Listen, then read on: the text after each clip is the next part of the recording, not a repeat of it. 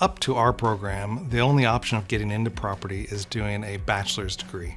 So we're offering the very first non-cognate taught master's degree, which basically gives an opportunity for people who have an undergraduate in some other discipline to go on and get into the property program with the master's.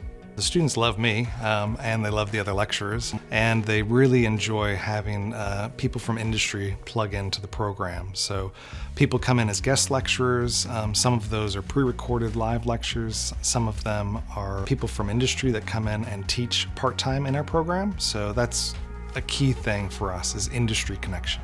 There's really two cohorts of ideal students.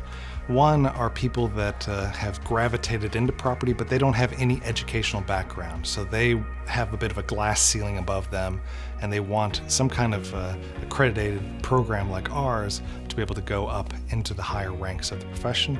The other is somebody who is outside of property. They did some other undergrad. They feel like they want to move from that position into our industry, and this gives them a perfect door to the property profession. One thing about property is it's multidisciplinary. So we deal with all kinds of aspects of business, finance, economics, management, development, marketing, you name it. And so when you get out, you have all kinds of avenues you could proceed into. You could become a valuer, you could become a property manager, you could get into sales and leasing. So there's a massive range, and you don't know what kind of jobs are going to be out there, so this gives you a very broad base to work from. So because property is multidisciplinary, if you look at our staff, we come from a whole range of backgrounds. My background originally was from architecture, and I decided, well, I don't want to be a practicing architect, so I left and went into postgrad and studied property. The exact same thing a lot of our students are doing is they're shifting gears and they're moving into maybe a related but slightly different program.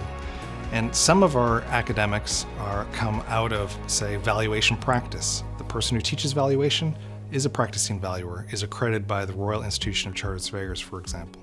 Students come from all over our country. So we have students from Auckland, from Invercargill, Dunedin, you name it. But they do get together remotely via either Teams or Zoom, and they do a lot of collaborative work.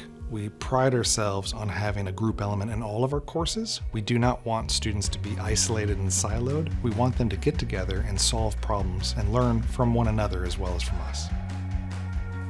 The Master of Property Practice is seeking accreditation with both the Royal Institution of Chartered Surveyors, that's a UK organization, but it's global. So our students are going to have access to employment opportunities across the world. In addition to that, we're also seeking accreditation with the Property Institute of New Zealand and the Valuers Registration Board. That one is absolutely key because our program will be among a very short list of programs in this country to where if you complete it, you could go on to become a registered property valuer. I've been teaching for nearly 17 years, and I've been teaching undergrads up to this stage, a few master's students, but I really look forward to a taught master's program because I know those students are going to be mature, they're going to be super engaged, and they're going to be ready to learn.